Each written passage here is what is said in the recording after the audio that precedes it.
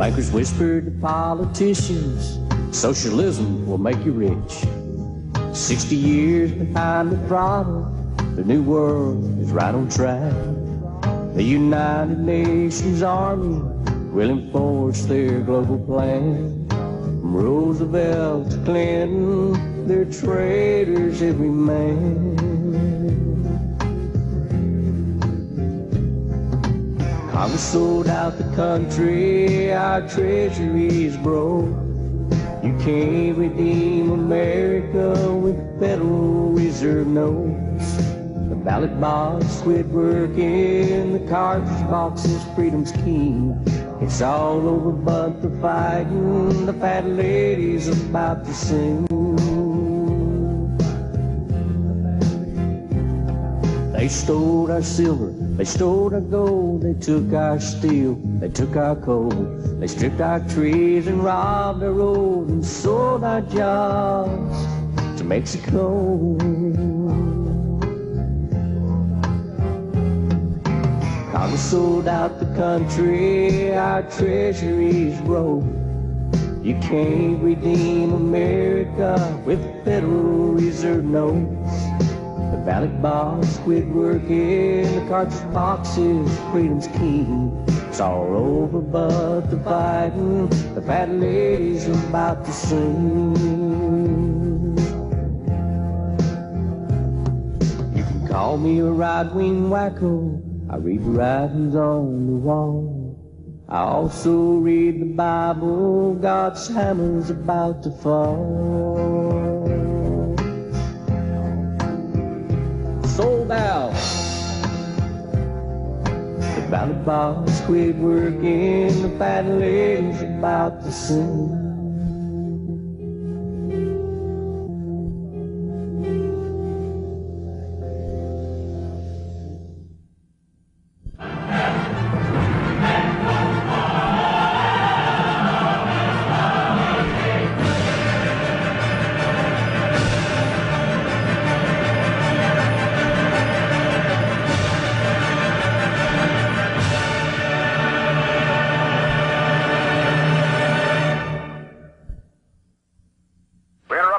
To bring you this important bulletin from the United Press.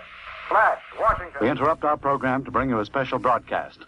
The German news agency... We interrupt this program to bring you a news bulletin from Washington. Special report. Verdict sparks violence. National Guard... Local governments almost have to go with their hat in their hand. We don't answer to the taxpayers or to your congressman, and we don't take no from anyone. We just want to take your land. Big barn. Now we'd like to talk about that barn you plan to build out in your backyard. We have a special building fee. Just give us 40 acres free. Because we don't answer to the taxpayers or to your congressman, and we don't take no from anyone. We just want to take your land. And if you don't comply, we have ways to change your mind. We'll do almost anything to get our way. So just sign the dotted line. It's for the good of all mankind. Now, scheduled coming up in about 15 minutes, we're going to have Walter Burien on to talk about the biggest game in town, one of the biggest scams in the world, not just in this country. And frankly, you're not going to hear this anywhere else. We're going to be talking about the comprehensive annual financial reports.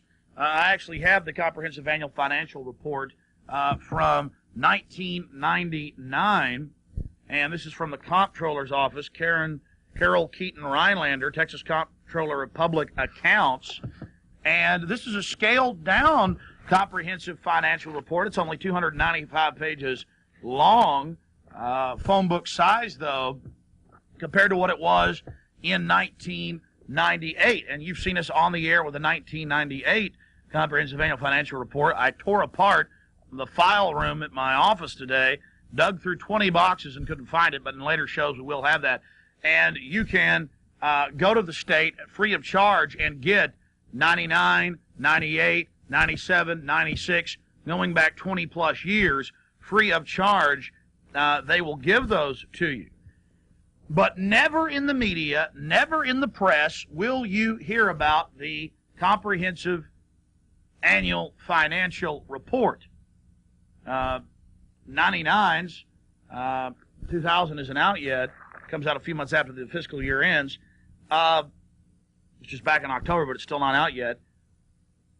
They have the Capitol and the nice, fireworks going off above it. The year before that, it has the Guadalupe Mountains and cactuses and, pretty shot. No expense is spared.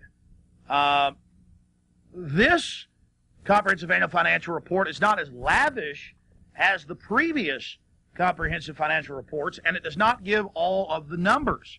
And that is because of the pressure of myself and hundreds of other Americans in the media, in the alternative press, access TV, syndicated talk radio that is not yet controlled in many cases, reporting on this. You're saying, Alex, you're talking about a comprehensive annual financial report. I'm about to change the channel. Boring taxes. We know government's corrupt. We know they're pulling all kinds of scams on us. What are you talking about? Why should we care about this? Because it's the biggest game in town, folks. This is why your police are now wearing black ski masks. This is why they're getting armored personnel carriers. This is why cameras are going up. This is why they've put up microphones all over Austin, Texas, to little or no fanfare. This is why we're being wired for sound. This is why our driver's license have a digital thumbprint on them. This is why we're losing national sovereignty. Because, ladies and gentlemen, the comprehensive annual financial reports and states, counties, cities, water districts, school districts especially, all have these. And if you type in CAFR, or type it all the way out, Comprehensive Annual Financial Report, into a search engine, you will see thousands of links to counties, to cities, to states, and to the federal government bragging, going back over years. Stuff going back to probably 1990 is on the web. The federal government has a whole website on this, openly admitting this galactic-sized fraud we're about to expose yet again here on the air. Now, hold on to your hat, ladies and gentlemen. Strap yourselves in for what I'm about to tell you. And this is 100% proven from the state's own numbers, the county, the city, the feds, you name it. Let me give you an analogy to bring this down to earth. Let's say, hypothetically, I make $100 a week. Alex Jones makes $100 a week, hypothetically. But I tell my family, my wife and children, which I don't have, but again, it's a hypothetical example. I tell my wife and children that our budget, that we've got to stay on budget, that I only have on budget $2 a week. Now, I talk to my family. They see me doing bills. I put out a report on our finances every month. My wife reads it and looks at it. Absolutely amazing. She is thinking that we only have $2 a week to operate on. And I go over in a week. I spend $3. We're $1 on our budget in a deficit. We're $1 in the hole. What are we going to do about it? How can we stop this? We're in deep trouble. Honey, you're going to have to get a second job. I'm going to have to get a second job to pay for this. Now, I could have used $1,000 a week and said it was, I told my family that I have, $50. I'm using $100 because it's an easy number to understand. That's what government does. I didn't tell her about the 98. She doesn't know where I'm banking it, where I'm investing it, where I'm blowing it, what I'm doing with it. All she knows about is my budget that is $2 a week, and then I've gone over and I'm in a deficit. And to pay off that extra $1 a week we're spending, because our budget's $2 and we spent $3, because she doesn't know about the other $98 that I really made that week, she's going to have to go out and get another job to pay off that debt. This is what the state of Texas, that Travis County, that Austin, Texas does. In 1998, in the Comprehensive Annual Financial Report, the state of Texas had a $435 billion surplus. A $435 billion surplus. It was right there on page 8, on page 7, on page 6, just like the 1999 version. right there in their own report, ladies and gentlemen. Right there in their own report for the whole world to see. Every major media outlet gets a copy of this. They print up hundreds of thousands of them for the state of Texas. You pay for it. It goes out to all the major bond houses, all the major mutual funds, all the major companies like Xerox and Ford and you name it, Monsanto's. They all get it.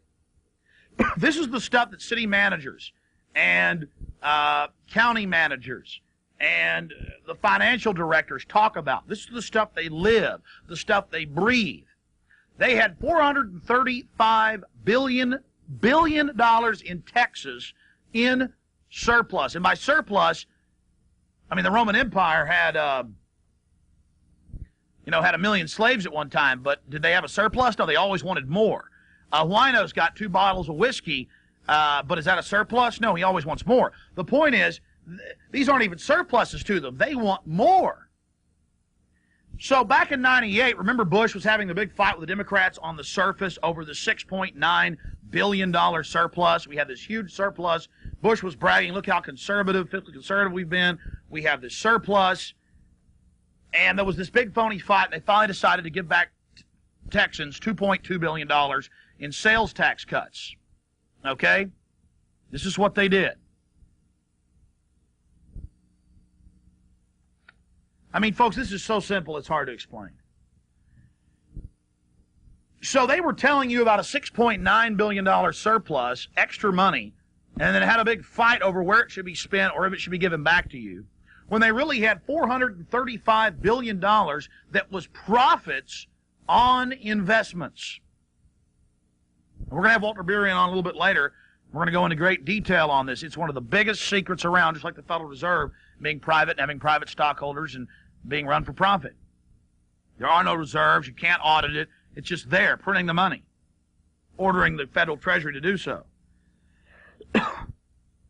This is the scam. This is the biggest game in town. This is how they're running the whole ball of wax.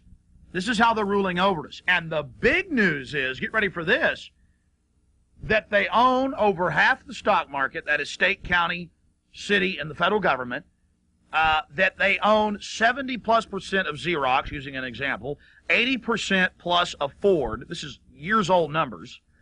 They own the majority of every publicly traded company of any size. They own almost all of the stock in the Dow Industrial 30, the top 30 stocks. They own most of the NASDAQ. They own a large portion of privately held companies like Dell. They own a large portion of the stock that Gates hasn't turned loose of in Microsoft, in Intel. Motorola is almost completely owned by the government. This is the definition of organized crime. But yet they sell you at the city level when the city of Austin has billions of dollars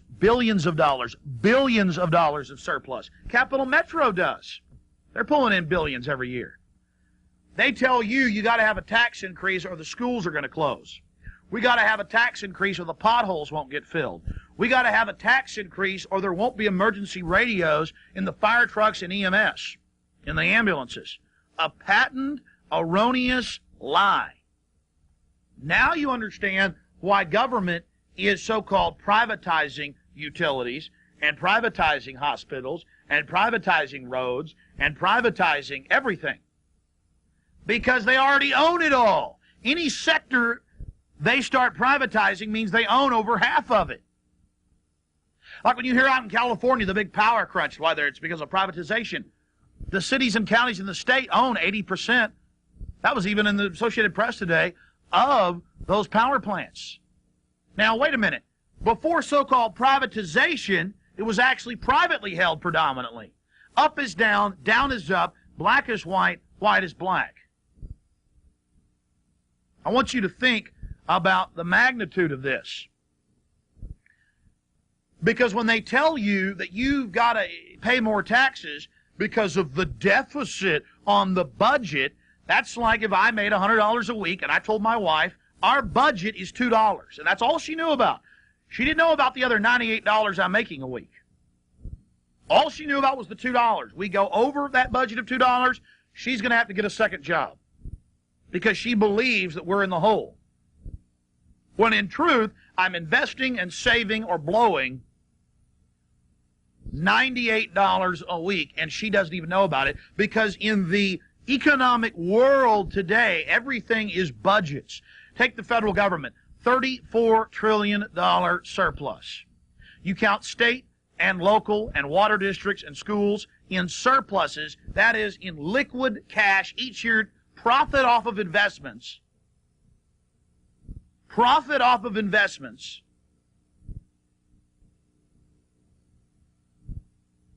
$60+ trillion, federal, state, local. Because the budget is the money they have coming in to pay the actual services. You'll take a state like New Jersey in 1989. $17 billion in bills and services and lighting and power for the government buildings, for the roads, for everything. They made $80+ billion in profits on investments. So you had $60+ billion being reinvested. It's an endless cycle. Within another 5 years, the government will own all of the stock that you do not privately hold, and what the people hold is going to be such incredible peanuts compared to it, it won't even count. Now, how many of you knew that big companies, when they have stockholder meetings, have city managers and portfolio managers and folks from the National Association of Counties and Cities and governors there as the top people in that hall with that CEO up there? How many of you knew that people from Travis County, top officials, travel the country weekly to New York and Boston and Los Angeles and even here in Austin to go to these stockholder meetings and to see how their stock is doing? How many of you knew that? And here's the really big bombshell.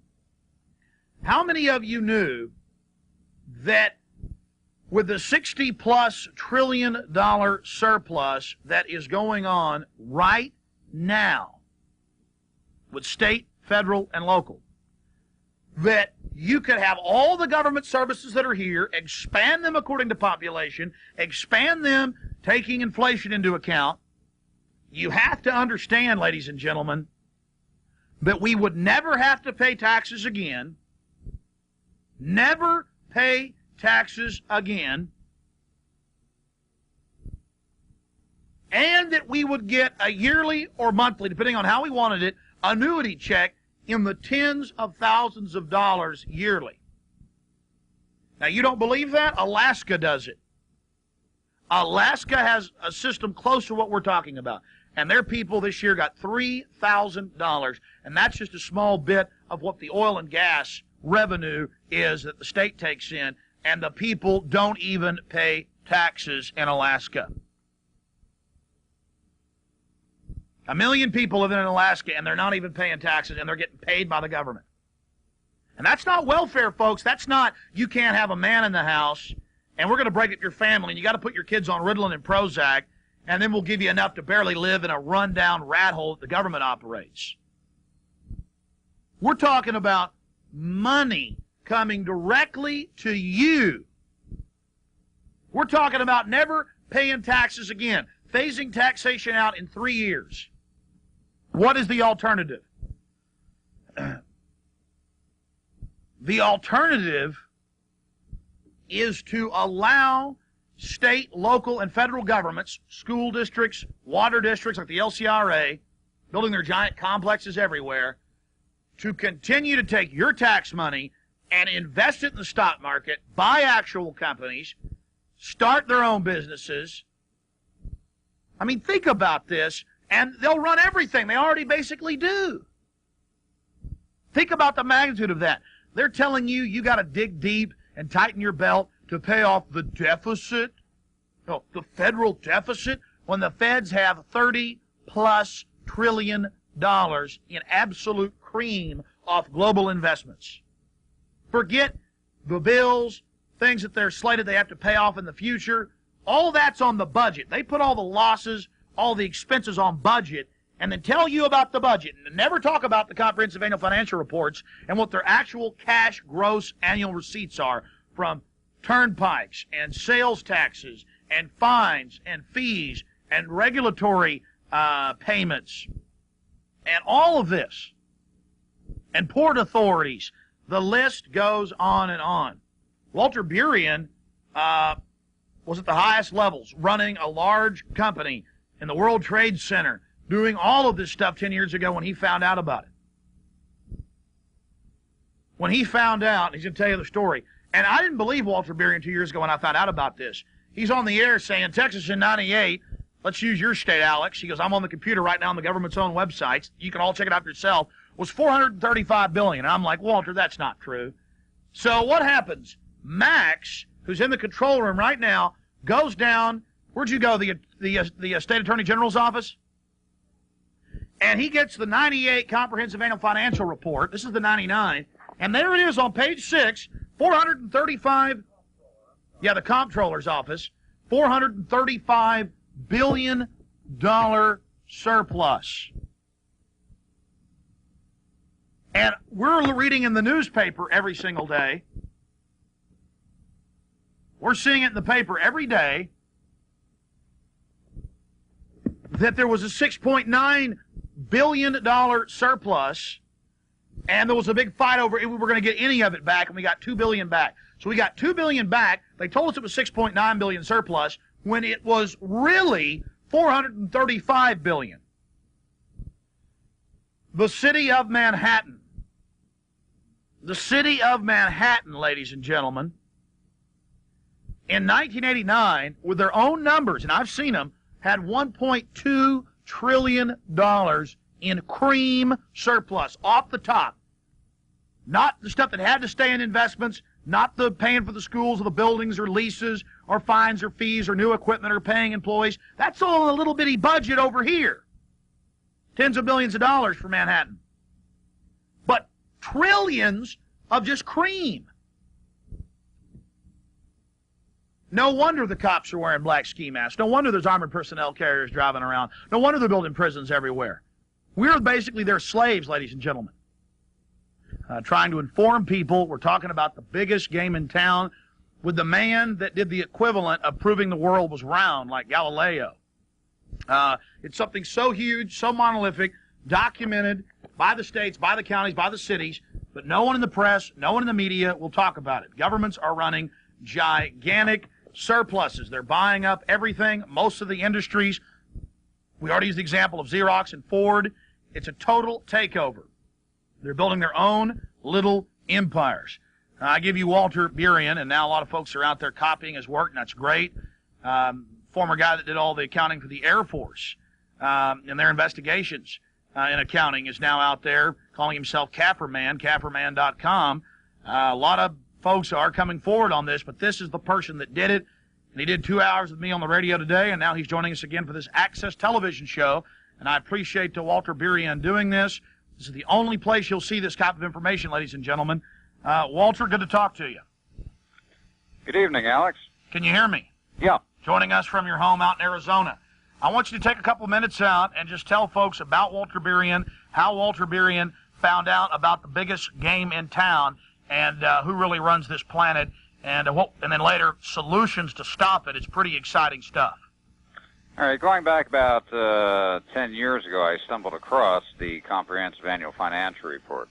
I was a commodity trading advisor, one of the first tenants of the World Trade Center back in 1978. Did a national news line coast to coast on commodities. Back in 1990, there was a governor who got elected by the name of Jim Florio in New Jersey. And he got elected on a no new tax platform. As soon as he got into office, $2.8 billion tax increase, the largest in the state's history. Well, the public was not pleased. And one of the local radio stations, 101.5 FM, two DJs, John and Ken, started doing rabble-rousing, taking calls from listeners on examples of waste and misspending. I was listening on the first 2 days. I heard people calling in on examples of $5,000, $15,000. The highest figure I heard was $85,000. And I pulled out the budget report and looked at the billions of dollars that the state was dealing with, called into the radio program, and I said, come on, guys, you're missing the whole point. The state is dealing with billions of dollars. If there's fraud, waste, and misspending taking place, it's taking place on the tunes of tens of millions, if not hundreds of millions of dollars. And that was using the budget, where they try to give us tunnel vision to just look at the budget. That's what brought you into the comprehensive annual financial report. You started doing a little bit of your own rabble-rousing when John and Ken challenged you, didn't they? Correct. They challenged us to start an organization to repeal the tax increase. 10 of us got together. I incorporated a group called Hands Across New Jersey. With the help of John and Ken, rabble-rousing 24 hours a day around the clock, we had our first rally down in Trenton, New Jersey. People converged from all the shore points in New Jersey. We had caravans heading to Trenton. 115,000 people converged on Trenton and shut the city down.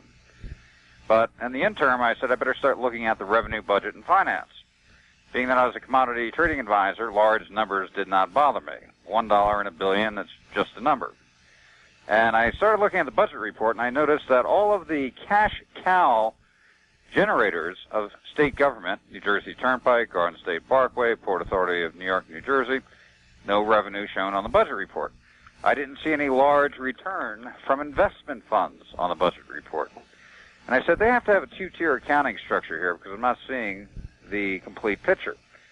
Now, the director of the budget, his name was Richard Keevy. He was on vacation until the following Tuesday of that week.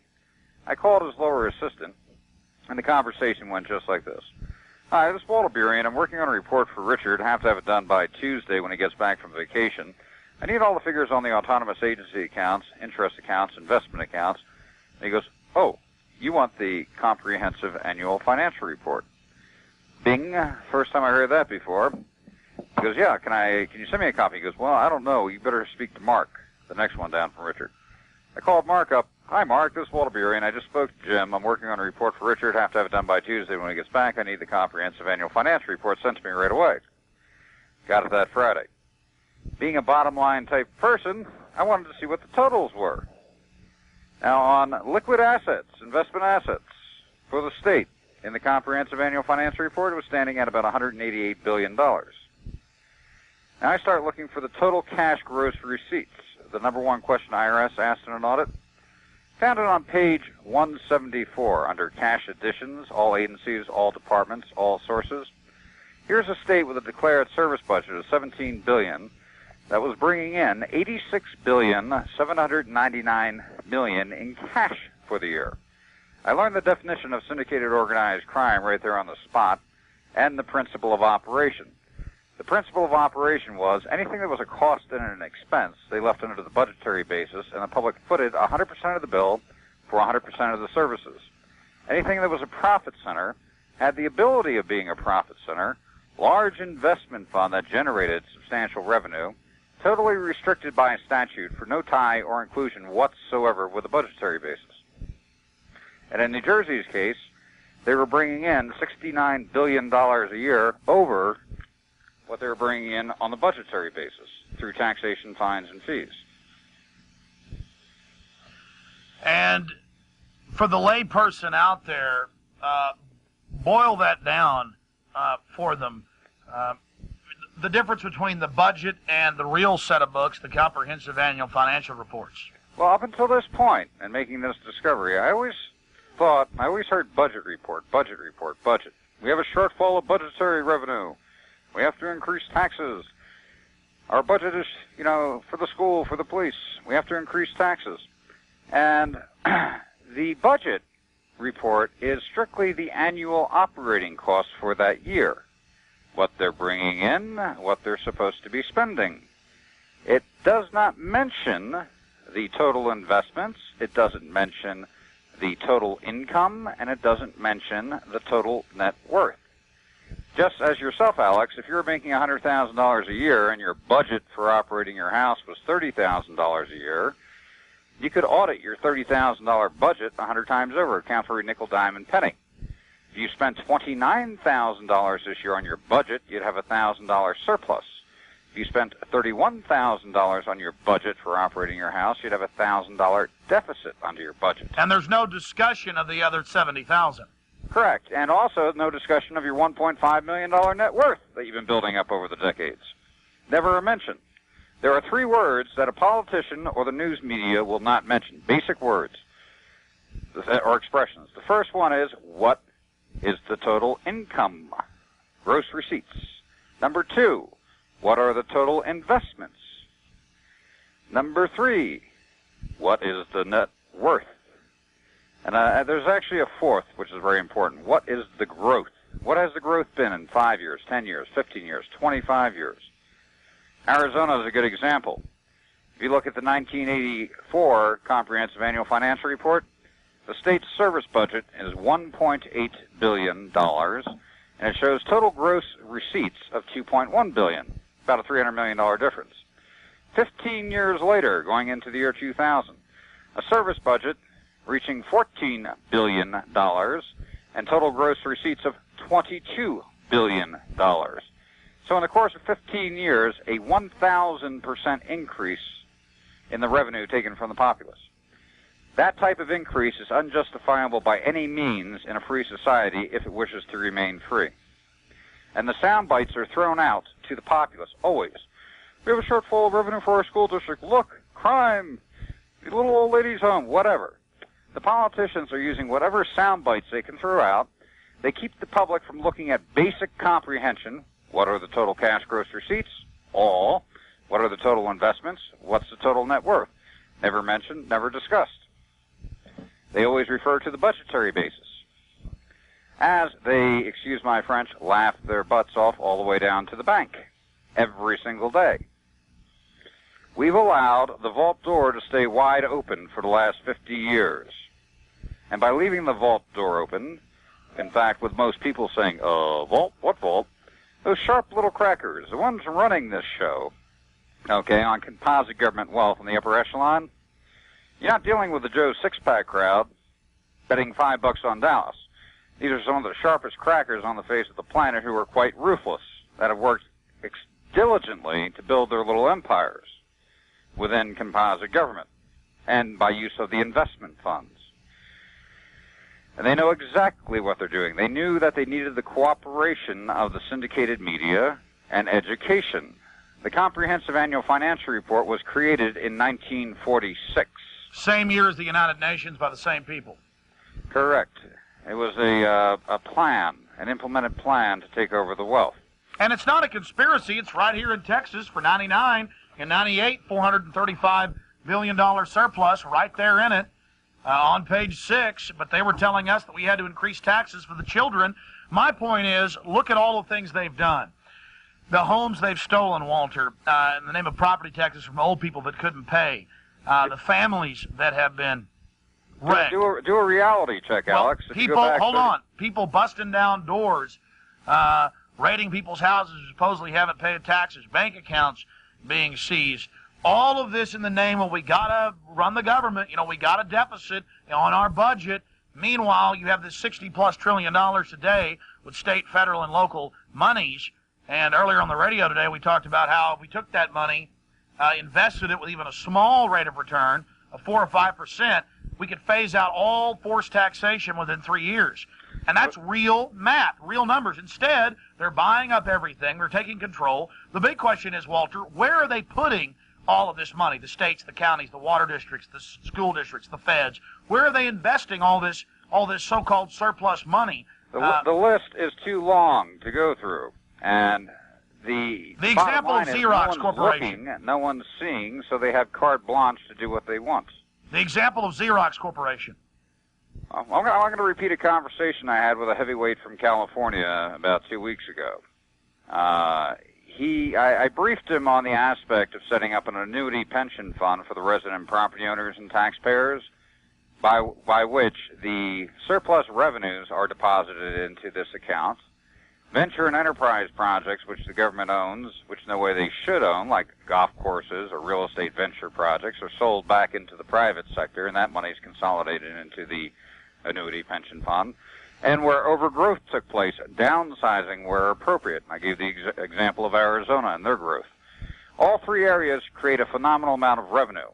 And that annuity pension fund is written in stone, having the set principle of operation of supplementing that city or county's budgetary basis until canceled. In other words, you can phase out all forced taxation. And in fact, with good, prudent financial management, you'll have a surplus occur where you can issue a dividend return back to the resident property owners on top of no taxation. Now, the heavyweight said to me, he goes, Walter, that is perfect. That's what should have been done a long time ago, but it's such a massive structure. How do you ever possibly plan on implementing such a structure? My response to him was, I said, it's already been done. I said, composite government pension funds are standing at $28 trillion. They generated $4.3 trillion last year. Total taxation in this country, federal, $1.8 trillion. Take all local taxation, about $1.6 trillion. You're standing right now at about $3.5 trillion in total forced taxation in the entire country. The government pension funds generated substantially more than all taxation in this country. Through administrative action, you can establish the exact same program for elimination of all taxation in this country and implement it within 3 years, and in most cases phase out all forced taxation in this country. Now, Walter, the point I made on the radio today is people are addicted to their paltry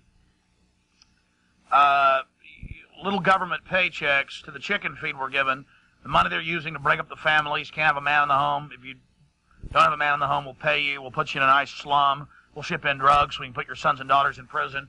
This police state system, people want their chicken feed. They want it. Even at the current numbers with a $60 trillion surplus with state, local, and federal governments telling us they're actually running deficits when their own documents that they circulate amongst themselves brag that they basically rule the entire country and own almost everything, we have to make the point to people that even if nothing was downsized, even if things were expanded for inflation, that if this money was invested, even at a low yield return, we could phase out all forced taxation in 3 years. Now, if you sold off the golf courses and the hotels and the motels and made the government dump these stocks and the rest of it, then what you would have is enough money, like they do in Alaska. Last year, people in Alaska got $3,000 apiece from the government, a paltry part of their oil and gas revenues that the state government was getting. Now, I mean, for people who don't understand what we're saying, let me boil it down to you folks one more time. In 1998, now the county, the city, the feds, the water districts, the school districts, countless other government agencies, healthcare groups, all this stuff that they're supposedly public, government, they're telling us that they have to increase our taxes because we're running deficits. Then you read their own lavish reports, and all of them put them out because they trade these amongst themselves in this big empire building. They're all bragging to each other that they've got the biggest empires. Texas does it right here in this year's report from the comptroller. Not a word of the budget in here, folks. It's like me making $100 a week, but I tell my wife I make $2, and I tell her my budget is $2. She never hears about the $98. I spend more than $2. I spend $3. I say, honey, we're over budget $1. You're going to have to go get a job. And she goes, you know what? We got to tighten our belts. We will go get a job. Meanwhile, I'm investing that $98, or I'm saving that $98 every single week, and she never knows anything about it, and I'm taking her money and doing it. Well, we're the woman in the relationship. The government's the mean man here, to use popular nomenclature, and we're getting screwed. And the same folks that run the Federal Reserve run this system, and it is abominable. Walter, it's like on the radio today. We had a bunch of callers call in, and they still couldn't get over the fact that we have a deficit. Explain why they hype that up, the deficit pertaining to the budget compared to the real gross cash receipts the government's bringing in. Do you remember the example I gave to you on the phone when we were talking privately of you having two neighbors? Yeah. Can I give that example? Yeah, go ahead. Okay, say, for example, you have two neighbors, Bob on your right side, Jim on your left side. Bob comes knocking on your door. Alex, lost my job. I got to pay the rent. Can I borrow $500? You're there. You're a nice person. You go, okay, here. Jim on your left side knocks on your door. He goes, hey, Alex, we're going down to the Bahamas this weekend. Drink Mai Tais on the beach. Do you want to come? We're flying out in my private Cessna. You're there. Sure, let's go. I can squeeze it in. You get back. Bob comes knocking on your door again. Hey, Alex, my wife's in the hospital. She's sick. She needs an operation. I need $2,500 or she's going to die. You're there. Okay. You give him $2,500. Jim on your left side knocks on your door again. Hey, Alex, we're flying over to Zord for the weekend. Going to have breakfast. Do you want to come? You're there? Sure, I can squeeze it in.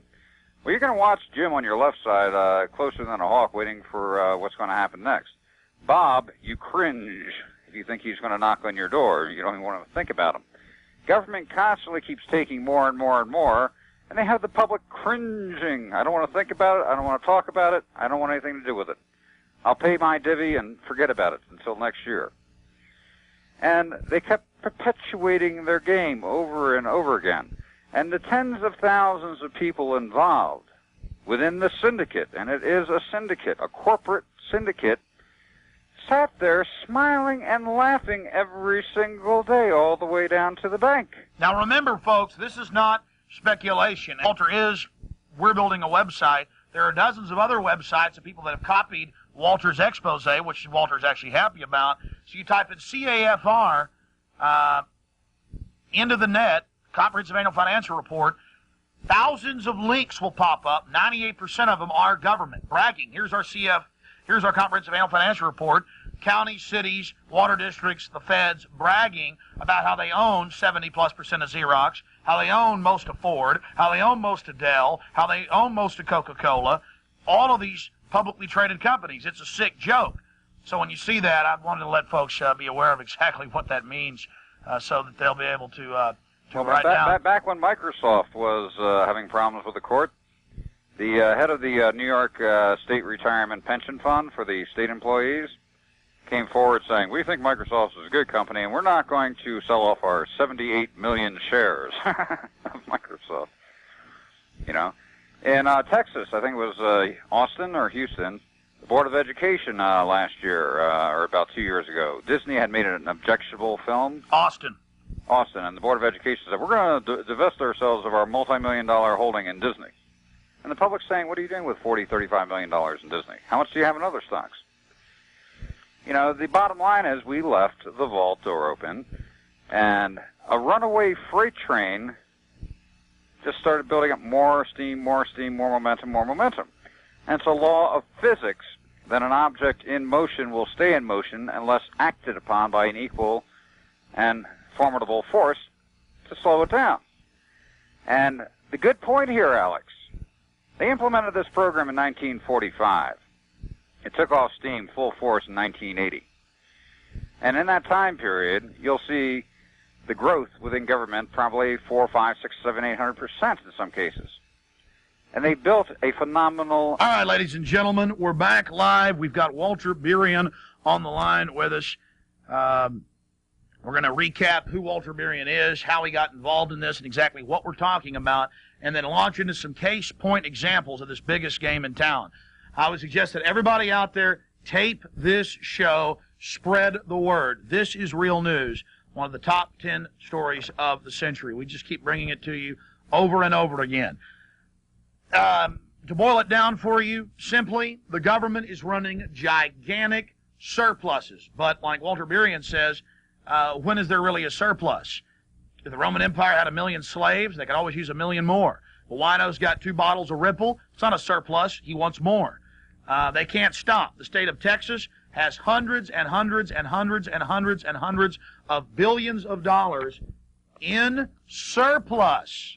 Total and complete surplus. This is the 1999 Comprehensive Annual Financial Report.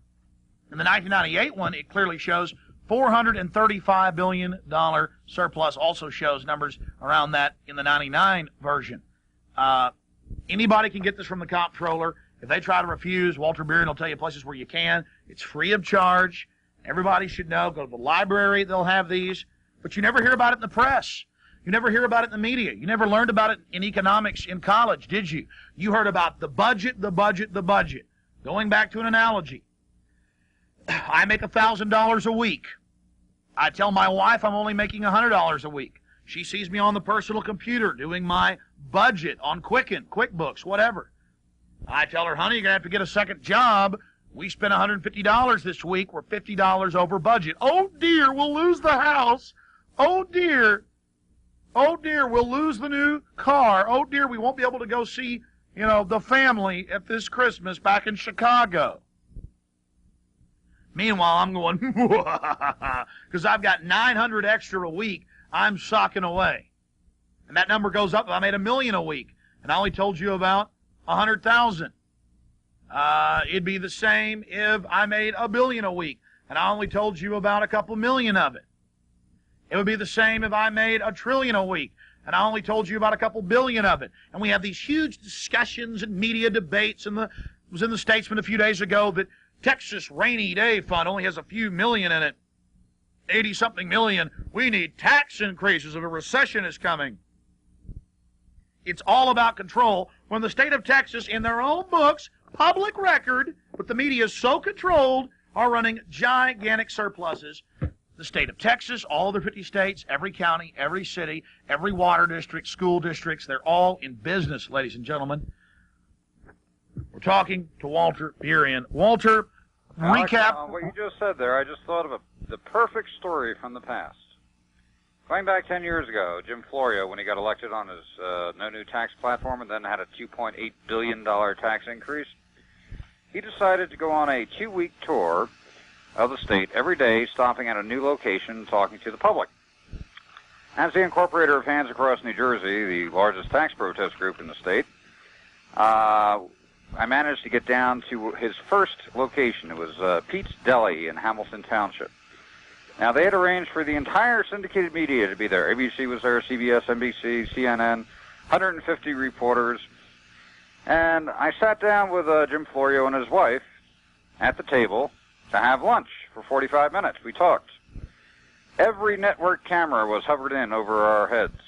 150 reporters with handheld recorders going, shoved in all around the table. And you were a top Security and Exchange commodity trading advisor. Yeah, commodity trading, big company up there doing a national deal. You took the challenge, a local talk show host, to talk about abuse, found out that the budget isn't 1/10 of the story. You've had this big rally, 115,000 people downtown. You're starting to learn about this stuff, and you're sitting there talking to the governor. It's the governor, his wife, and myself, with every single reporter and every single camera trained on us. And I used this one example. I said, Governor Florio, myself as a financial advisor, if I had a stock issuance and I sold 100% of the stock in my company, and I made a $10 million profit this year, and I disclosed to my shareholders I made a $1 million profit, number one, that's misrepresentation. Number two, it's fraud. Number three, I'd be in jail. I said the state of New Jersey is conducting business as usual, doing the exact same thing, and they've enacted statutes to allow them to do what would be totally illegal for a public corporation to do. Now, I thought he'd try to skate around a response to that and go off in a different area. All the reporters are sitting there up on their toes going, ooh, ooh, ooh, ooh.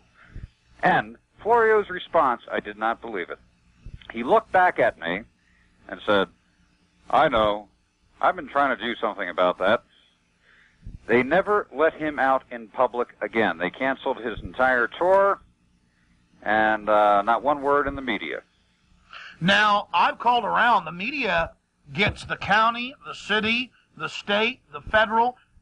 The newspaper, the Statesman here in town, every year gets a stack of these from around the country. And they have for 25 years. Why would the major networks and the major newspapers, why do they want these? Why do they get these, but don't tell us about them?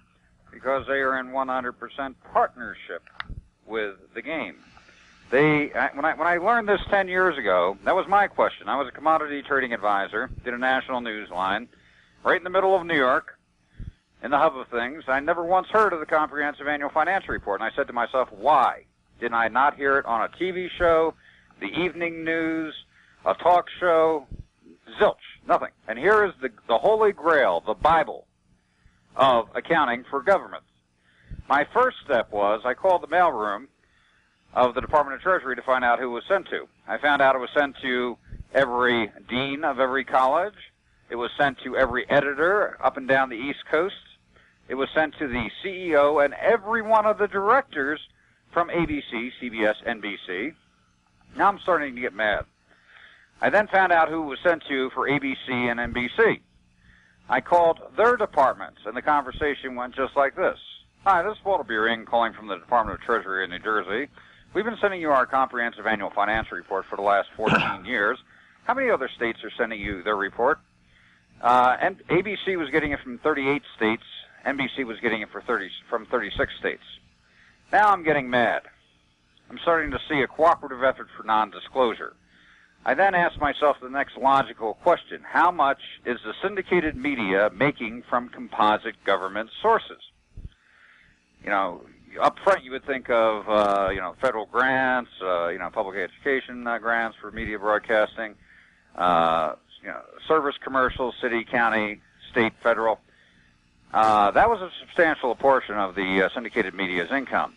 But then, realizing that composite government funds own the primary shares of major Fortune 500 companies, such as Xerox, over 78%, Motorola in the 60s, IBM, AT&T, they own that stock, and through the proxy votes, through the investment managers, they can exercise demands over those corporations on who to use on the marketing campaigns and the advertising.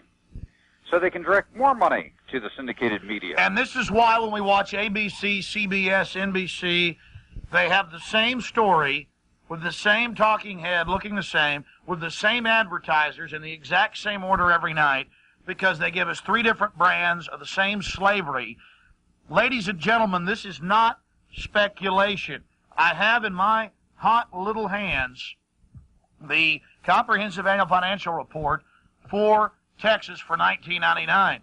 Now, Walter, you, almost a year ago, when we first talked live on the radio, and you've talked about 40 million people since you got in your disclosure, and I'm going to go through all of that, bringing all this forward. You said get comprehensive annual financial reports from 98 and before, because you said that now, because of your disclosure, they are starting to even try to water those down. My 98 one clearly says $435 billion surplus. That is just the cream off the profits of their investments, not even all their investments. And now it's only got 60-something billion. Now, I went and checked out what you said. You said it a year ago. You said it today on the radio. You said that the 99 reports that were coming out. Take a look at 96. Well, the point is, they're on to what you're doing. They're on to the fact that you're on to them, that people are waking up. How are they manipulating the reports? I mean, they say we have a little surplus now in Texas, $4 billion. They said it was 6.9 back in 98. But still, it's, 60-something. Look at 96's report, and you'll see they listed the transactions they handled for local government. Well, that's my point. This book has gotten smaller. This book isn't as lavish, and you've been talking about that. How are they manipulating the comprehensive annual financial reports because the news is starting to get out? How are they now cooking these books, too? When I came up with disclosure, originally, 99 and prior, it was required to show all investment revenue, all income coming in from all sources in the combined financial columns. As of 99, they changed it to showing all investments revenue, all income, all revenue coming in necessary to meet obligations. There's a big difference. So that's like saying, again, back to a budgetary manipulation. I need $500 a week to run my household, so I make my budget $500 and have everybody focused on the $500 when I'm really making $2,000 a week, hypothetically, and then people get wise. My wife gets wise, and I'm really making all these thousands of dollars I'm not telling her about. So I go, it's all right, honey. Here are those books. See? And then I only show her enough of the money, enough of the surplus to say, oh, I just had this in reserve in case I needed it. I'll give you a key example from 10 years ago. As I mentioned, education is included in this game. Now, in the New Jersey's Comprehensive Annual Financial Report, it showed consolidation of the state universities and colleges under one financial column. I noticed right off the bat they had $8.5 billion in liquid investment funds. It showed that they made a $1.1 billion profit on their investment funds, for the year, bringing up their total to $9.6 billion. Are you with me? Yes. My next question in logical progression was, I wonder what the total tuitions are paid by all students attending college and universities in New Jersey. That was listed also, $644 million. So right off the bat, I said to myself, they made a $1.1 billion profit on their investment funds.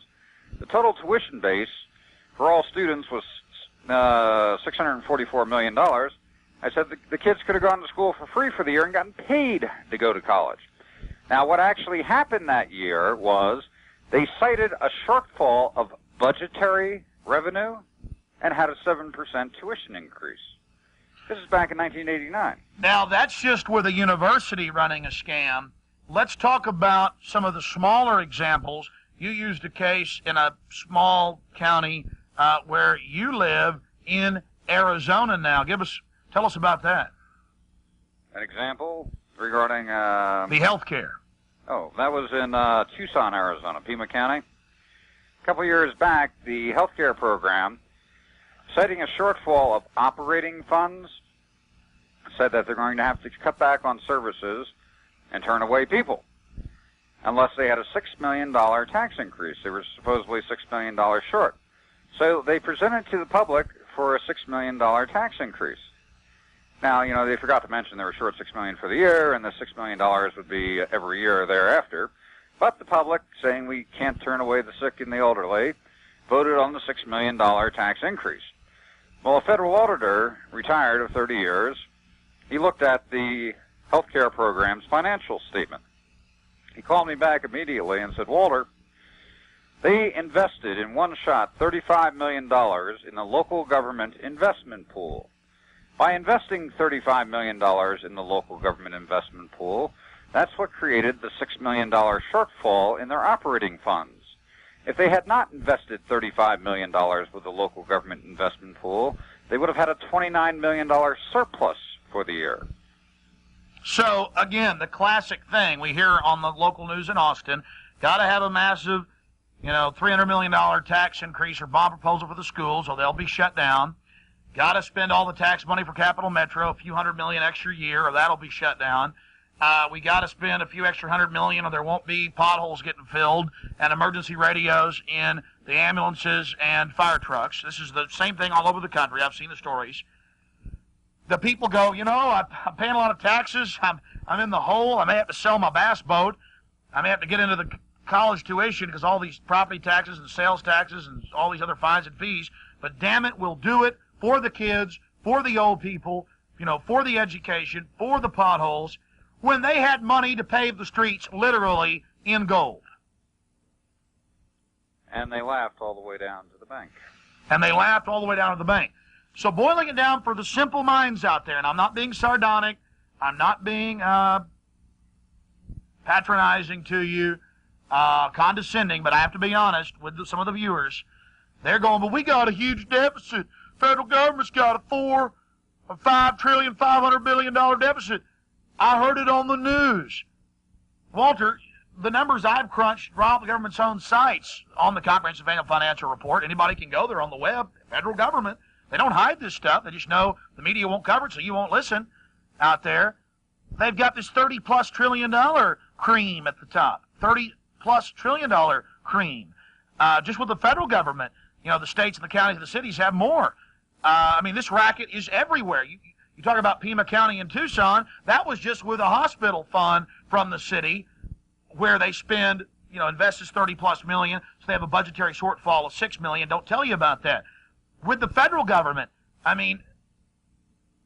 we hear all the time, well, we have this deficit, so we got to tighten our belts. We have to have a tax increase. We can't even have a tax cut. That's really what's driving this fraud, is people thinking we're in financial trouble when there's really giant surpluses. What's driving the fraud is the easy ability to build phenomenal empires just by structuring it and implementing it with the public sitting there saying, is there something going on? Not having the foggiest clue. And being that the public left the vault door open for the last 45, 50 years, phenomenal empires have been built, large and small. Well, I want to explain something that we closed the radio program today with. And we've got plenty of time now. You're going to be with us for probably another 40 minutes or so as we tape this program. But the point I wanted to make here is, Walter, I didn't believe you 2 years ago. I went and I checked this stuff out. You're a conservative guy. You're in there about the numbers, the facts, financial planner. Commodity trading advisor. Yeah, commodity trading advisor. You're sitting there looking at this. It's so big, it's like an elephant in the living room. It's hard to even discuss. It's like the simplest things. A lot of people can't even grasp it. But you said it, and you know, it's funny. I'll have the CEO of Taurus Firearms on, the fourth largest gun manufacturer, and I'll say, Mr. Morrison, are you aware that the United Nations is taking over the gun manufacturers, and that this UN, that this attack on the Second Amendment is from the UN? He goes, yes, I've been in State Department meetings. I thought he would laugh at me. This is a major CEO of a $100 billion company. He says, Alex, he says, it's absolutely amazing. He said, they're coming in, and I've been at tables with the UN at the State Department with other CEOs, and they say, we're shutting down the gun manufacturers. Either you join us and sell out to us, or your business is gone. It's all over for you. Andrew Cuomo of HUD threatening him, threatening all these other CEOs. He said it was organized crime. He said he thought he was in Nazi Germany. Then you talk about how in 1946, 1945, same year the UN is set up in this country runs the New World Order. It's not coming after us. We are it. We're the slaves right inside Rome. That they set up the 1313 patch out of Chicago, same year as they set up the UN, to formalize and standardize the National Association of Counties, the National Association of Cities, the National Association of Governors. And in 46, they created the Comprehensive Annual Financial Report. And then they created the Comprehensive Annual Financial Report. So it looks normal. It looks standard. Hey, everybody's doing it.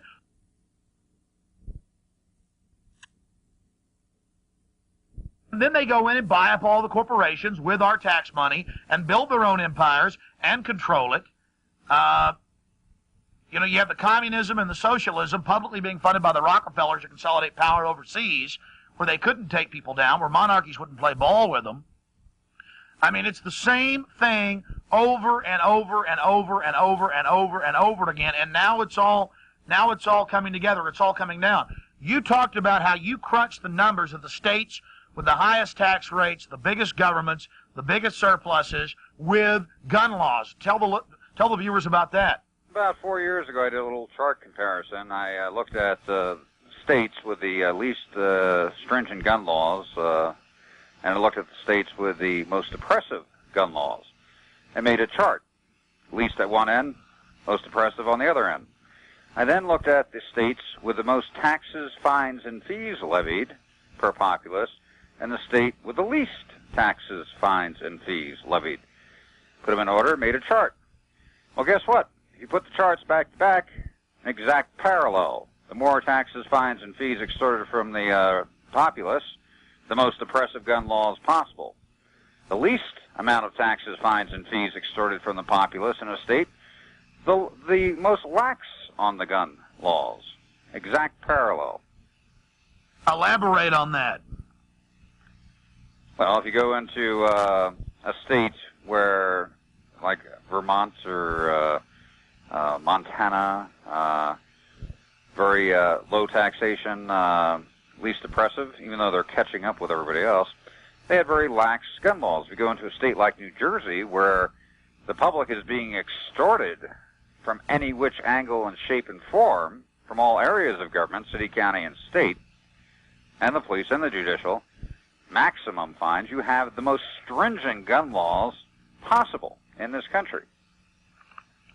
So it's simple. With financial slavery, with total governmental/private fraud in basic fascist collusion, with this type of development, you're going to have a disarmed population. Hence, Hitler was for gun control.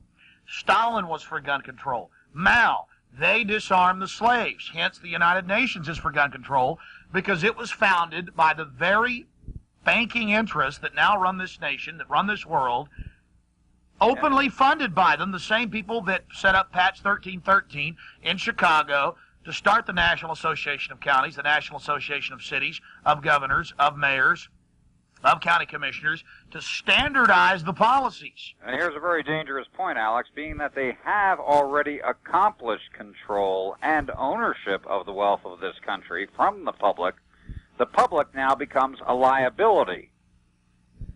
So it is in their interest right now to eliminate a good chunk of the public. Because they now own the wealth. They control the wealth of this country. I was on some of the financial sites, Morgan Stanley, Dean Witter, and others this weekend doing research on that.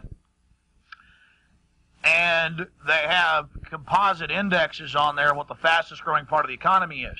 Until a month and a half ago, it was still tech stocks, the internet. Number 2 had always been prison industry. Walter, it's now number 1. They're building prisons everywhere. They're militarizing the police. If you look at the prison industry and the court system, it is the most profitable corporation in this country. The court system and the prison system generates more money than 10 of the largest Fortune 500 companies in this country. Put together. And that's another public number. I mean, folks, the fact is they have convinced you that the government's in trouble, the state, the local, the water district. They need more money. They need more regulations. They need more taxes because they're bankrupt. When in truth, they own 78% of Xerox, 60% of Motorola, every major traded company, all of the Dow 30. You've looked at the Dow 30. What percentage of the Dow 30 in the aggregate do state and city and federal agencies own? You're talking, if you look on an individual basis, stock by stock, composite government wealth right now is the market. We're talking probably about in excess of 70% of the ownership is controlled by composite government funds. The public is insignificant in the marketplace. And you looked, and to use a case point example, the city of Manhattan. You've got those numbers there. I know you did today on the radio, and I, after the show, went and actually checked it out. It's right there. They brag about this. In 1989 or 1990, you looked at Manhattan, not just states with hundreds of billions. What did Manhattan have, the city of Manhattan? My progression after looking at the state of New Jersey, I looked at the state of New York. And the state of New York had approximately $535 billion. And then I got the city of Manhattan's report, which covered the boroughs, Bronx, Brooklyn, Queens, and so forth. They had $1.2 trillion, more than the entire state had on their books. And that's in cream. That's in private investments. And also, a couple of years later, Manhattan was crying poverty and had a tax increase. And then you look at the bailed out by the feds, supposedly. And you look at the so-called. Let's use another example for folks. Let's throw it all in their face. Orange County. Orange County. You had a couple of slap-happy investment managers who were playing around with derivatives and got their fingers burnt. They lost $1.3 billion of the money. Wow, a county just with derivatives, the most speculatory, dangerous thing in the market. Just $1.3 billion, just a county. The derivative market, as said by Alex Greenspan several months back, he said he was concerned being that the derivative market was up to $80 trillion. And the government is the primary player in the derivative market. But Orange County attracted all of this attention. Now, one person happened to stumble across Orange County's comprehensive annual financial report. And he looked and he saw that they had $16 billion in profitable investments. They were only talking about their losing transaction. But they couldn't control the media on that. It was out for a while that they lost $1.3 billion in a very speculative area of the market. But they had to have a tax increase, almost went bankrupt. So the people had to pay more, almost like that was done on purpose, when they really had tens of billions of extra that was profitable in the market. There's an economist by the name, and he owns a bank, Anthony Hargis, out in California. He looks at comprehensive annual financial reports, determines that local government's cash position, and determines how long could they operate, existing from their existing cash without charging one nickel in taxes, fines, or fees. Now, in Orange County's case, when they were crying bankruptcy, they could have gone on for another 11.9 years, performing the exact same services without taxing one nickel before they ran out of cash. And that's not taking into account if they invested the tens of billions of surplus dollars in that one county and then took the surplus of that and reinvested it. And if they didn't do that, they could have taken it and paid dividends, that's checks, to the property owners. Well, the bottom line, to cut to the chase, is if the public at this point in time unifies with basic comprehension, if you capture 10% of the population with basic comprehension, you can administratively restructure government at this point in time to phase out all forced taxation in this country. Well, Walter, I want to stop you. I want to get to that a little bit later. because for people that have just joined us, the audience gets much larger as the show progresses over 2.5 hours. I want to recap who you are, what we're talking about, what's happening, and why this is so important. Folks, I know when you hear about budget or money or taxes, you tune out, you're sick of it. It's been designed that way. You think government is bankrupt, in trouble. In truth, they are the most opulently rich and controlling class around. They are merged with private industry, and that's why the mainstream media won't even begin to talk about it. I want to briefly recap, Walter, exactly what we're dealing with here, and then I want to talk about the amazing solutions that you and others have and that will actually work. Well, the bottom line is your listeners now know why Gorbachev went Democratic. People think they're free and put a lot more weight on their back. More money, more control. And you talked about if the American people were a gerbil, what are we doing right now? I always used to give the expression, the way the system works is they keep the chipmunk running on the treadmill, chasing the carrot. As through trickle-down economics, they provide just enough revenue to keep the chipmunk running at optimum proficiency as they tap off 80% of the energy produced. And I also had my own little analogy, and I think I'm going to put an editorial on the website or maybe make T-shirts up of it, talking about the massive government, how big it is, what it controls, 70% of the market, 70% of the companies. Alex, just one quick notation. I noticed 45% of the revenue is invested internationally. They get some of their best rates of return on the international companies. I went shopping for Christmas. Every item I picked up said made in China. You now know the reason for NAFTA, GATT, the whole 9 yards. The government funds are investing with the international corporations, producing the product at 10 cents on the dollar and selling it back at 40 cents on the dollar here in the States, accentuating their profits. And we're talking about water districts, counties, cities, the states, the feds, Texas with a $435 billion surplus every year that keeps getting invested into the trillions, and they're telling you that they're broke, ladies and gentlemen. Walter, talk about how China and its 1.25 billion slaves fits into all of this. China? You were talking about the investments over there through the companies owned by the government. I'm breaking it down. I just saw the composite government funds in their notes section. They usually authorize about 10% of the revenue invested with a group called the Asian Development Authority and 10% of the revenue invested with the African Development Authority. And if you look at a comprehensive annual financial report, especially on one of the investment pools or one of the large government pension funds, it breaks down exactly where the money is invested, who's holding what, and the dollar amount. Everyone should get a copy of their state retirement fund for the state employees. It breaks down where the money is invested. And they'll see the majority in international stocks versus U.S. stocks at this point in time. The growth factor is more for international.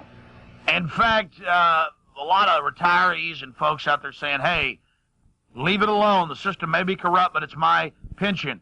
Explain that you have giant surpluses out of the pensions that are being invested that they'll never see.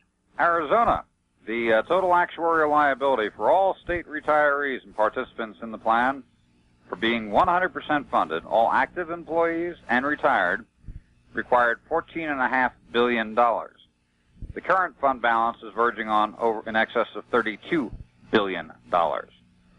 The employees will never see that money and never benefit from it. The Arizona legislature a couple of years ago, being that the employers, the cities, the counties, the school districts, and the employees were contributing to something where no way they should be contributing one dime, and in fact they should have been getting substantial refunds back, they passed their own internal statutes to make the pension fund strictly participatory, requiring a minimum of a 2.18% contribution from the employee and the employer. So the government employees are getting shafted in many cases also. So recapping, Walter, again, using the example of the comprehensive annual financial report for, give me a close shot, guys. Thanks. I want to say the crew's doing a great job. For 1999, and then you look at 1998, $35 billion surplus. Carol Keaton Rylander's own report right here, and you count all the counties. What is it, 100 of them in Texas? Get your hands on 1996. In the notes section, it shows the transaction the state government made for local governments. They show $1.8 trillion in transactions for local government. And that's nationwide. No, that was state of Texas. State of Texas. 1.8 trillion. Why? I've got some of the past years. This is the last one that's out, 99. Why are the reports getting smaller and smaller now that you've been exposing them? And how do we get that other information that they're now cutting out of them? You have to look at a prior year's comprehensive annual financial report and see where certain areas all of a sudden get clipped or disappear in their entirety. And then you have a lead list to say what happened to these funds, where can I see the accounting? And that's all because a successful commodities trader and financial advisor in New Jersey found out that the whole thing is a giant stinking fraud 10 years ago. They started talking about it 3 years ago. They made a documentary film and has done hundreds of radio interviews. Now, suddenly, I remember years ago, Walter, you could call and get one of these pretty quick. Sometimes they'll give the runaround. You have had a massive effect on others by talking about this ad. We need to keep pushing viewers. We're talking about budgets. We're talking about comprehensive annual financial reports. You're saying boring.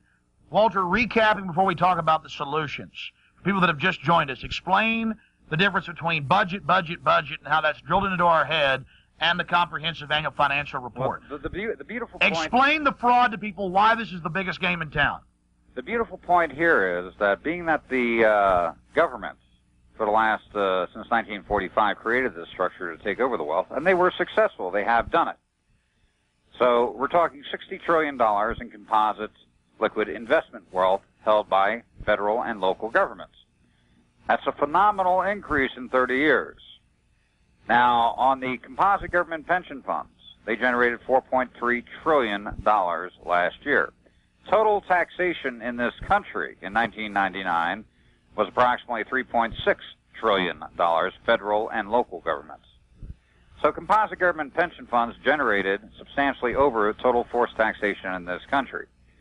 Now, can anyone see, with simple administrative action, restructuring composite government through consolidation of the surpluses into an annuity pension fund set up for the resident property owners and taxpayers, sale of venture and enterprise projects, which government now owns, but they shouldn't, like golf courses, amusement parks, real estate ventures, hotels, sell it back to the private sector where it belongs. That generates a phenomenal amount of revenue for consolidation into the annuity pension fund. And where overgrowth took place, downsizing, because they're collecting the money to pay for that excessive growth.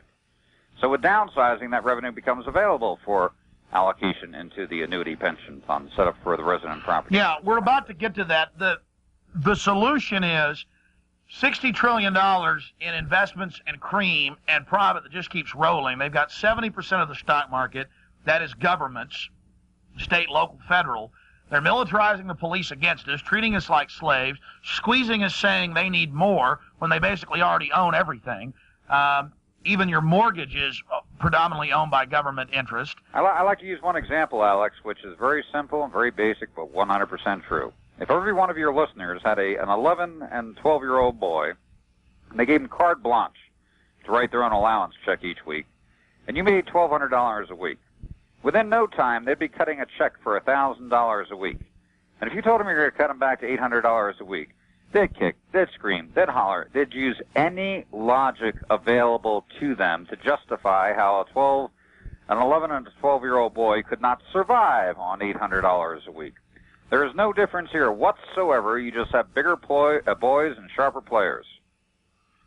But recapping for those that are just joining us, I know you've gone over this 1,000 times, Walter, the difference between the budget that we always hear about in the press and this big secret, the comprehensive annual financial report that all the media and everybody else in the corporations know full well about because the government is their owners. Well, the bottom line is the budget is strictly annual operating expenses, what they're going to spend for the year and what they're going to bring in for the year. So all of the losses are there. The expenses for operating government and what they're going to tally and tax the public to perform these functions. And people think that the budget is the whole financial universe of government and private industry, but in truth, it is the Comprehensive Annual Financial Report. Isn't the second set of books, it is the books. Correct. The Comprehensive Annual Financial Report will show the budget. They call it the General Purpose Fund. And it'll show everything else, all other income, the investments that have built up over decades and decades, the net worth of that government. You know, if you lost your job today, Alex, okay, how are you going to pay for your budget, for your house? Well, I'd have to work for another radio network.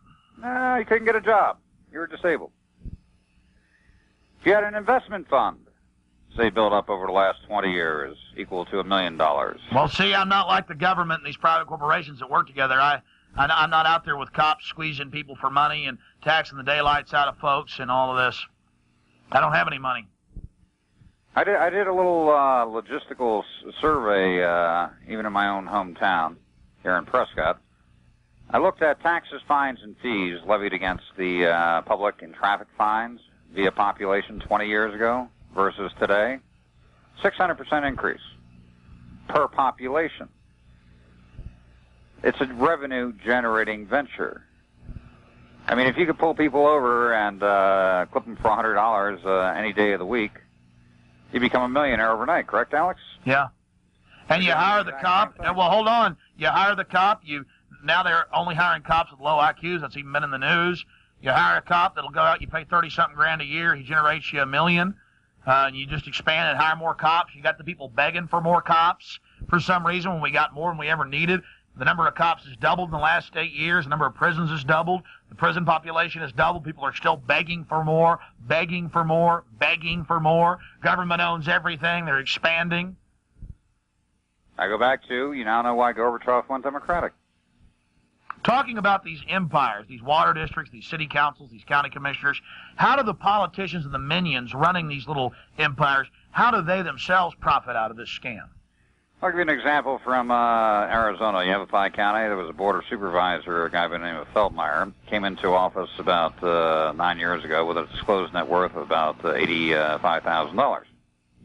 He's currently up to over $8 million 10 years later. He made most of his money on land transactions. His latest venture, he bought about 1,600 acres in Prescott Valley.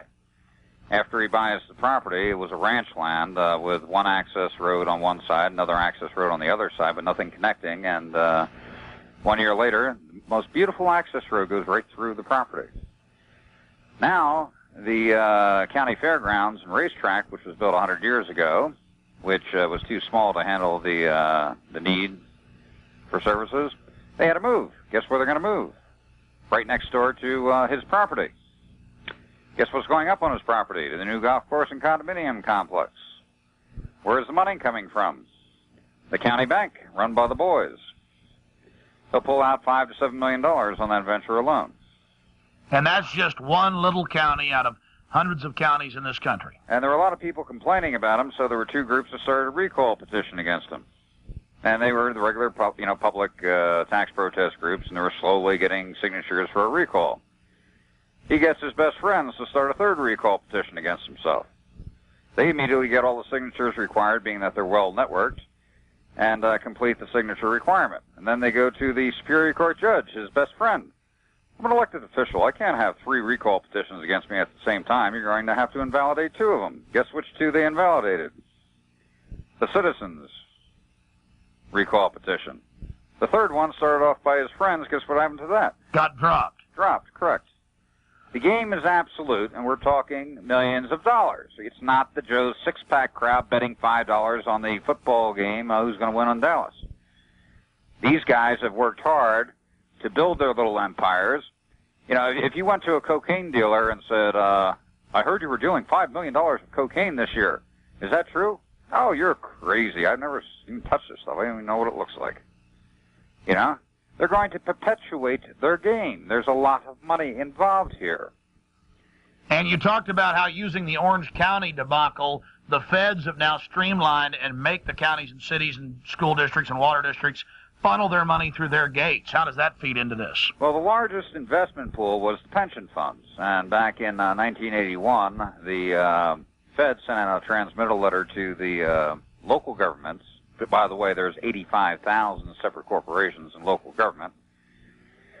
They sent out a transmittal letter saying, you in local government have very odd and peculiar rules regarding the management of your pension funds, which would keep you restrictive from using such trading vehicles such as derivatives, options, advanced forward currency transactions, puts, calls. This costs you billions of dollars each year. CalPERS, which did very well for the California pension funds, have reorganized under a national program, which we recommend you participate with. Under this program, you will not be restricted to not using derivatives, futures, calls, puts, and options, and thus you can benefit. So in 1981, they created the Mega Market Makers accounts through consolidation of the government pension funds. If you look at the exponential growth in the Dow from 1981 forward, you now know why. Composite government was securing their open interest and takeover of the marketplace. And now they're working on the international marketplace. How does the United Nations fit into this with the desertification treaty that the Republicans accidentally passed after Clinton signed it? They didn't mean to give the United Nations 70%. Let's go back. They gave them 70% of the control over 70% of the land in our country, 100% of it. That's public record now, folks. October 18th, 2000 passed. I thought it was bad 4 years ago, the UN taking over the national parks and monuments. How does the United Nations fit into this? Because the same big bankers that set up the UN are now giving it control over our country. Why is that happening? Let's go back to 1945. There was two pesky little documents that existed in the United States which protected the populace. We had the Bill of Rights and the Constitution. This kept the powermongers from having absolute control over the people. Well, let's create the United Nations, 1945. Corporate headquarters, New York. Let's pay 65% of the dues for all of the member nations so they will participate so we can give some kind of validity to this organization. We don't care if we give them a loan and they default on it after they pay their dues. The IMF will pick up the tab. So here we have the United States boys creating the UN. Now they are giving authority to the UN for judicial, administrative, military authority, property, because the UN is not subject to those two pesky little problems, the Bill of Rights and the Constitution. Thus, the boys controlling the show now have a vehicle they can use, the UN, to control the populace of the United States that is exempt from constitutional law and the Bill of Rights. And on the screen, we're going to put up Infowars.com that has the desertification treaty and other details and links directly to Congress at Infowars.com for folks to check that out. And I am building a site with Walter Burian's information on Infowars.com about the comprehensive annual financial reports, and that will be up sometime next week. And if you just type in CAFR, CAFR, into a search engine, you'll get thousands of links to government websites bragging about how much money they have and how much stocks and bonds and how many companies they own. It is empire building. Keep in mind, Alex, they have perpetuated this empire and they are growing unabated. They have accomplished their objective, the complete financial takeover of the wealth of this country. All right, recapping. The public continues to fund it. Recapping, Walter, microcosm, there's counties, cities, states, the feds, cappers. They only tell us about the budget in Texas. Oh, we had a $4 billion surplus in 99. We had a $6.9 billion surplus in 98. We have this big phony political fight between the Republicans and the Democrats, the same people at the top, the same committee people, fighting over how much of that. Hold on. $1 billion surplus going into the year 2004. Yeah, fighting over how much of a surplus we'll have, how much they'll give us back in tax cuts, when really in 98 they had $435 billion. The point is, they don't need more money. They don't need more taxes. Taxes could be completely phased out. Now, Walter Burian, give us the solutions of how this problem could be fixed here in the next 10 minutes. Well, as I mentioned, I talked to a heavyweight in California and briefed him on the proposal of setting up an annuity pension fund for the resident property owners and taxpayers at a city level, county level, and state level, whereby the surplus revenues are deposited into. The venture and enterprise projects, which no way government should be owning, are sold back into the private sector, golf courses, the whole nine yards, phenomenal assets, which they should not be owning, and where overgrowth took place, downsizing. I gave the example of Arizona, 1,000% increase in 15 years in revenue taken. With those three areas, you create a phenomenal investment pool of funds under this annuity pension fund for the resident property owners and taxpayers. It is written in stone that the principle of operation of this fund, and you get together with a few financial planners and some of the top investment banking groups to write a prospectus for that city, county, or state, having a guideline for phasing out all forced taxation and having the local government operate from that fund, okay? You have the ability of phasing out all taxation in that city, county, or state, and under good, prudent financial management, providing a surplus there whereby the local residents and property owners get a dividend return on top of no forced taxation. It can be done all across the country. What is required at this time is to get a model up on the playing field. Target one city, one county. County would be better, because if you pass it on the county level, every city within that county becomes subject to following the principle of operation of the restructuring under the authority of the will of the public. Now, Walter... And he said, this is a massive structure, Walter. How can you possibly implement it? It would take so much time. And my response was, it's already been done. Now, Walter... The government pension fund has generated $4.3 trillion last year. That's more than all forced taxation in the country.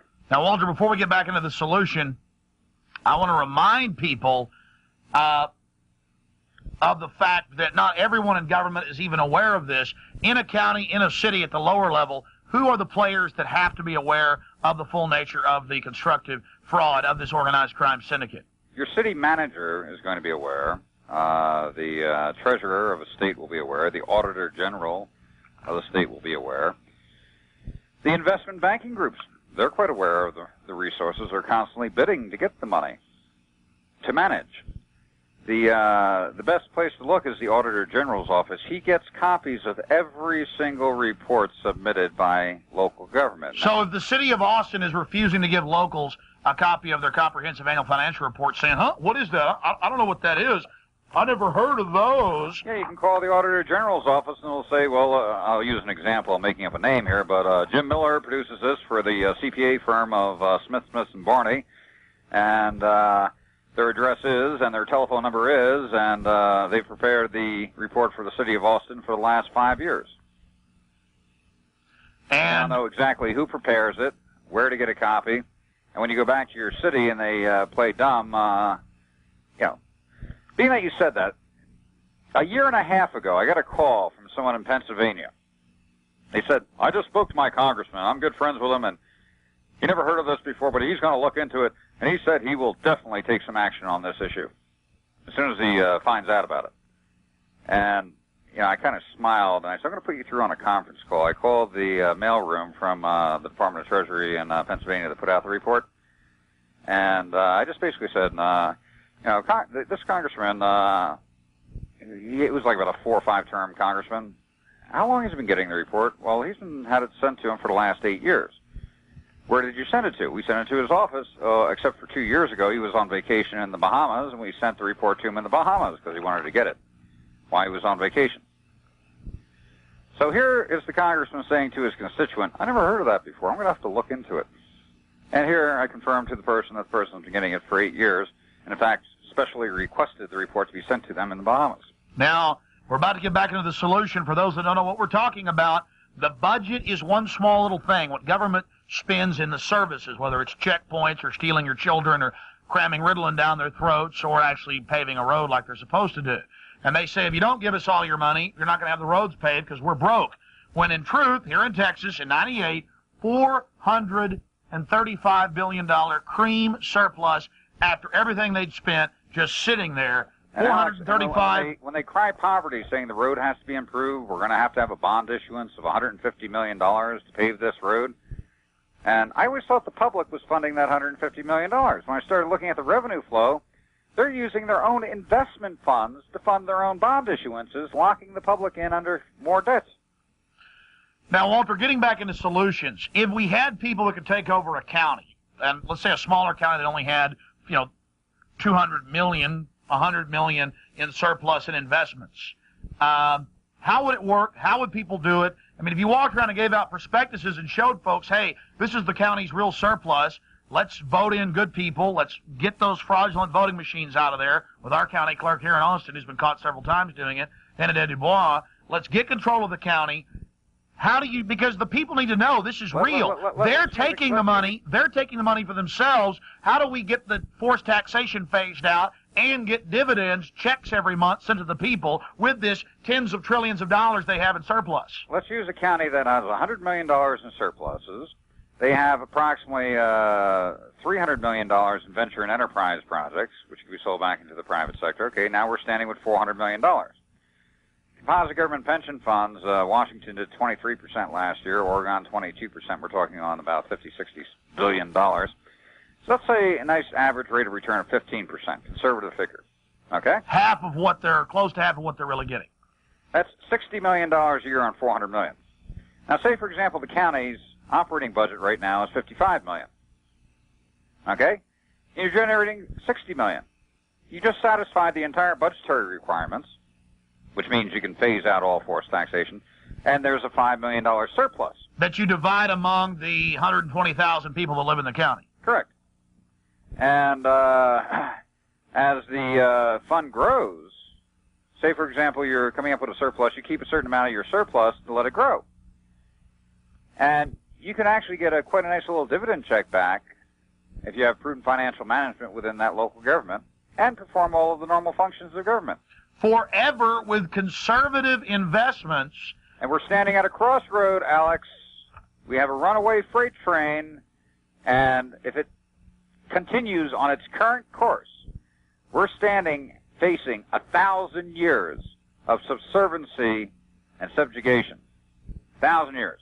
Yeah, these empires are militarizing, building prisons, county cities, the feds here in Austin, the states. They just built a $93 million justice center. You can't get into it. The stairs aren't for your use. There's one elevator, lines of people, cops with submachine guns, black uniforms, combat boots, barbed wire, prisons everywhere, armored personnel carriers, cameras, microphones hanging out of the trees. They're militarizing against us. And why are they doing that? They're protecting the empire. I mean, the Roman Empire did the same. Every empire that's ever existed on this planet has done the same. They use the populace. The populace revolts or objects. Then they get more strong-handed with the populace. In fact, what they do is, if the populace objects, they will take more revenue from the populace to make the populace weak, so they cannot object. And currently, right now, I hear people screaming all over the country. They're being raped financially, losing their houses, their jobs, everything else, and being threatened with being put in jail if they don't pay the extortion tariff. Yeah, I know people in South Austin who are retired, who have like maybe $30,000 in the bank they saved. They have nothing. They have one old car that barely works, and the IRS says, hey, you owe us money. Well, no, I don't. Here's we don't want your receipts. Give us $10,000 now and we'll leave you alone. Oh, we're just taking your house. They have a heart attack. Then they get it all. I mean, and it's in the name, well, we gotta, pave the roads and gotta have defense. Well, the course in the road right now, the other path is 1,000 years of prosperity. The true meaning of the word millennium. We're at a crossroads. We either go into total subjugation or we go into total independence. We're telling you that they didn't have any money. They were telling you that there was a small surplus, and then we had this big phony fight over who would get little bits and pieces out of it. I mean, ladies and gentlemen, they're taking over. They own most of the stock market. They almost own everything. Do a search on the net for CAFR. You'll get the government's own sites everywhere. What is essential at this point in time, Alex, is to get a model up on the playing field. Once the model is up, by example, the game is over. So get a city or county, preferably a county, to do it. Show people taxation phased out in 3 years. Show people with surpluses on top of that. Show them the fraud, that they really own everything, and that we supposedly own this country, and that everybody else will follow suit. If not, we're enslaved. You are the leaders out there. You better take action on this, ladies and gentlemen. It's up to you. Thank you for joining us, Walter Berian. And then there's the government always telling you, turn in your guns, everything's going to be fine, everything's going to be wonderful. Oh, we had to take those old retired people's home over there in the working class neighborhood. They didn't pay their taxes. Everybody's got to tighten their belt. Well, here is a former Treasury agent, Joe Bannister. In the last 2 years, Mr. Bannister has gone public on national television, in the newspapers, you name it, about how the IRS is a collection agency for the private, run-for-profit Federal Reserve that's, well, running this whole comprehensive annual financial report scam that we've just exposed. Oh, yes, ladies and gentlemen, more and more Americans are fighting this and coming out against the developments. It's time for you to join the team. Many hands make light work. The IRS is a criminal organization. The 16th Amendment was never ratified to give you the income tax. You pay your taxes to the private banks. It's called the New World Order. And now they want to THX 1138 you. That is, dumb you down 110%. Well, we're here in Northern California, and a few weeks ago on my radio program, we talked to Joe Bannister. In fact, his story's starting to gain a lot of attention. There's going to be an article in Media Bypass, and he's been doing a lot of radio interviews with people that are interested in the truth of what's really happening. He also has a website that contains the letter that he wrote to the IRS Commissioner, Charles Rossetti. And again, his name is Joe Bannister, and he was a special Treasury agent assigned to the IRS to investigate people that were filing fraudulent tax returns or simply hiding assets. And thanks a lot for spending some time with us, Mr. Bannister. God bless. Thanks, Alex. Basically, just start out and tell us a little bit about yourself and how you stumbled upon the truth. Well, I started out as a CPA. I worked in public accounting, and I decided that I wanted a little more excitement, and I decided to become a law enforcement officer in the federal government. Well, the Internal Revenue Service is... His job is to collect income taxes and some excise taxes. And the Criminal Investigation Division, of which I was a part, investigates criminal violations of those tax laws. And when did you start to, well, tell us how it all began. What made you first want to investigate the Internal Revenue Code yourself and not just take the manuals and the codes that you used when investigating tax evaders? Well, in December of 1996, I was listening to the radio here in the Bay Area, and I heard a lady named D.V. Kidd come on the radio, and she started saying some very unbelievable things, like the income tax was voluntary, that the 16th Amendment was never ratified, and that that federal income taxes don't go towards providing revenue for the U.S. government. And I thought those claims were awfully outrageous, but she was talking about it on a radio show hosted by a man who I trusted, and that made me want to dig deeper and see what it was she was saying and what evidence she had to back it up. Absolutely. And so, in 1996 you started investigating. How long did you investigate before you came to your conclusions? A little over 2 years. So I basically my investigation ended right about the time I was forced to resign. Can you tell us that story and also get into some of the things that you uncovered that are historical? Well, I'd say after a good year and a half, I basically in my mind came to the realization that all her claims were correct, that in fact the income tax was voluntary, although it sounds kind of strange to be saying that because we all know that people go to prison, they lose their homes, they have their wages garnished. But the reason that the IRS constantly refers to the income tax as being voluntary is because of our U.S. Constitution and the severe limitations that are placed on the federal government's ability to tax us. So there are only certain forms of constitutional taxation. That's correct. That our income taxes do not, provide revenue as I always believed they did. It's more like a cash advance type system where the federal government borrows fiat money from the Federal Reserve, and then our income taxes are used as a vehicle to pay interest on that debt.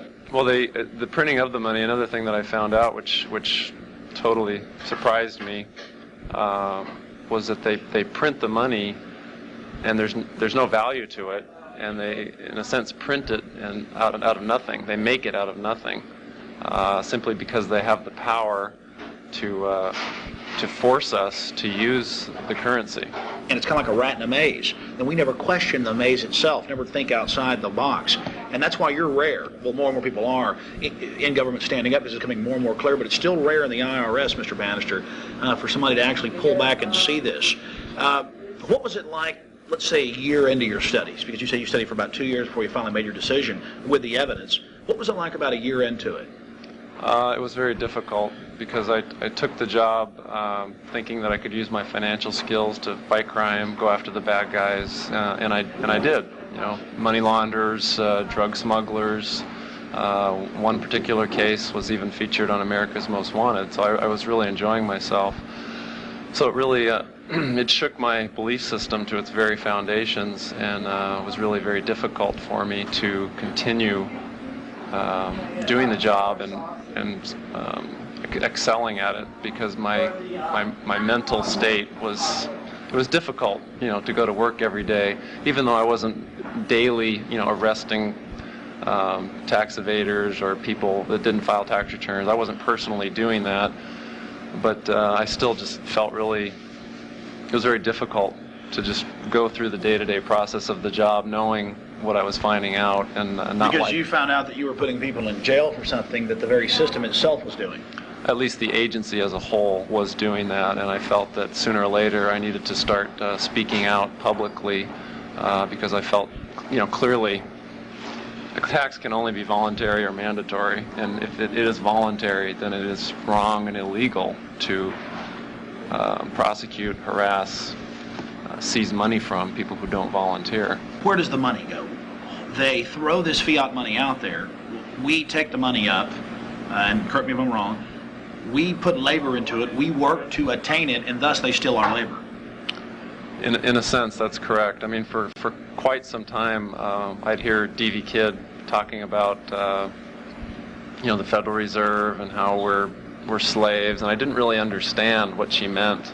But when you really spend a little time and educate yourself on the way the process works, it's really very simple economics. And I don't have an economics degree or anything like that, but you can eventually see that when the source of the money supply is a bank, and the destination of the money supply is a bank, and the controller of the money supply is a bank, and the interest rates, that's total, complete monopoly. It's a money trust. You basically have you can't get out of the slavery. You can't get out of the constantly increasing supply of money, which is another thing I noticed and never really thought about, is that although they constantly will tell you that we're trying to keep inflation under control, we're trying to minimize the effects of it, if you look at it over a period of decades, it's always going up. It never goes down or disappears. It's basically on an upward tilt forever and ever and ever. The economics of it, eventually, it ends up destroying the economy and the people in it. You have to ask yourself, why would this global system want to do that? It's just all about power. It's modern colonialism. Well, again, it's economic slavery, and it's something that it took me till the age of 35 to go out and do my own personal investigation to understand how it works. I never learned it at the university, didn't learn it on the CPA exam, didn't learn it in the Big 8 accounting firm, and certainly didn't learn it at the IRS. That's right. You went to one of the biggest and best accounting schools. Well, I worked 3 years at KPMG Pete Marwick, but I never was taught. I had to go out and learn it on my own, and luckily D.V. Kidd was on a radio station that I gave some credibility to. If I had heard her just on a street corner or at a meeting somewhere, I probably would have just kept on walking. I mean, just basically, is there anything you want to say to the people in Austin, Texas, in Central Texas, the people that tape this show and send it out to friends and family as well? I guess the only thing I would say is I've seen evidence of an orchestrated campaign of painting a broad brush over people like Alex, who really are telling you the truth. And I was one of those people that thought these were all kooky ideas, but I've come to realize that they are very true, and very serious. And I'm very afraid for my own family, our own Americans' ability to make a living, to have a country that has a manufacturing base, to have a future. Our country is close to being destroyed economically through the banking and monetary system. And it's about time that people realize that they're being lied to, and they should start listening to people like Alex, because he is telling you the truth. I've checked it out. And then what happened when you tried to show this to your superiors?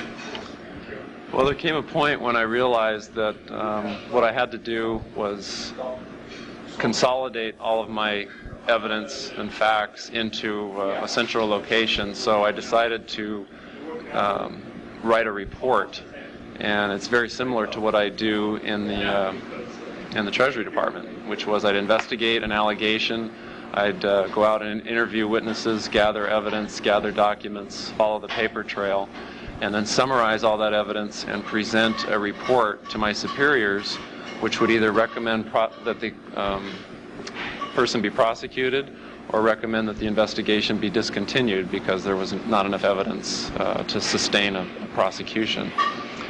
So I put that evidence together, and I submitted it to my immediate superior, and I asked that it be submitted right up the chain to Commissioner Rosati. I realized that what I was doing was going to rock the boat quite a bit, but I also knew that I had checked every one of these facts out and was over 100% certain of my findings. On February 8th of 1999 is actually the day that I submitted my report, and I asked that the commissioner or his designee commit in writing within 30 days to review my report. And I was only asking for a commitment. I didn't say I want all the answers in 30 days. Just commit to me. You'll look at it. I'm a federal law enforcement officer. I've sworn to support and defend the Constitution, and I really see some serious constitutional problems with the federal income tax. So that was February 8th. February 11th, it went to my boss's boss. And from February 11th to February 17th, it went all the way to 1111 Constitution Avenue in Washington, D.C. And that's Rossetti's office. That's where Rosati, his office is, as well as the Assistant Commissioner for Criminal Investigation. And I was told that my report not only went to Constitution Avenue, but at a minimum, the Assistant Commissioner for Criminal Investigation was aware of my report and the basics for what I was presenting. Believe me, your report went right to Alan Greenspan. Or a word of it, a briefing did. Well, it turns out that on the, let's see. Well, see, that's the one thing they guard at the upper levels is the great evil. And the one thing they cannot deal with, that they cannot stop, is credible people from within their system coming out against them. And now you're doing magazine interviews and radio interviews, and you've got the evidence, you've got your website up. Listen, what would you say, before we finish the story, what would you say to the other IRS agents and the other law enforcement out there about this? I mean, you've taken a real risk here in what you've done. I'm taking an incredible risk, but I believe that the risk of doing nothing is even worse. What federal law enforcement officers need to realize, as well as every state and local officer, is that the laws that the IRS agents are enforcing, they shouldn't be enforcing. And I don't believe that they should be cooperated with. If somebody is being prosecuted for failing to file a tax return, and they have done the research and found that there is no requirement to file a tax return, then I feel it's morally and legally wrong, for that person to be pursued, investigated, and prosecuted. You're saying it's color of law is what's being used. The whole thing's run out of ignorance. People just don't know. They really think, look at those kooks, those weirdos, those liars, until you investigate. That's right, and I feel bad that I spent time thinking those things, but it was out of ignorance. And now that I've researched and found that a lot of those claims are actually true, my hope is that law enforcement people will start trusting the citizens more than they have, and the citizens, hopefully when they see more law enforcement officers being honorable about these issues, will start to trust law enforcement again, and we can get back to a country where there's a lot of trust between the government and the governed, because it's only with the consent of the governed that the government exists. I'm trying to hope that you guys can tune out from the sports and the bedlam and the diversions for just 5 minutes and realize what we're trying to tell you here. What we're trying to wake you up. I mean, this is some scary stuff. I mean, I'll pay taxes. I've said this 100 times. But my gosh, let it go to me and my family. Let it go to the country. Let it go to defense of this nation. Let it be honest and based in a strong, good nation. But if it's going to private banks and they feed it back into the cycle of slavery and there's no way to get out of this debt pit. In fact, as an accountant, Mr. Bannister, explain the whole debt pit. I mean, explain how there's no way to dig yourself out of this fiat system. I mean, you basically said it right there. It is a pit, and you never get out. You pay interest. You pay the sweat of your brow barely pays the interest on the debt. It never goes away. It's like indentured servitude. It's like indentured servitude. It's literally, as you work, you keep hoping for the day that debt is paid off and you are free.